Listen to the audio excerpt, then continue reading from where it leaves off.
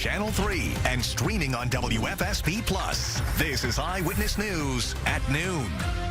First up at noon, frustration continues today over high electric bills. Good afternoon, and thanks for joining us here on Eyewitness News at noon. I'm Nicole Nalepa. Lawmakers on both sides claim that they are trying to do something as rates will go up again September 1st.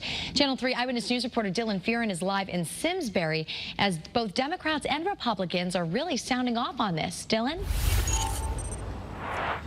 Well, Nicole, Republicans say they are furious about this. Democrats telling me yesterday that another rate increase is indicative of a broken system and that something has to be done. And then you look at the folks this is really impacting. A lot of people already struggling with their electric bills. Some people saw their July bills go up by hundreds of dollars. And now they're hit with this. And yes, Eversource claims it's a minimal increase, but everything adds up, Nicole. And you think about people who work from home, people with large families, and it's all based on usage. It all adds up. Multiple lawmakers calling this horrible time. That although this money helps put more EV charging stations around the state and helps with the electric vehicle push in Connecticut, there could have been a better way to deal with this.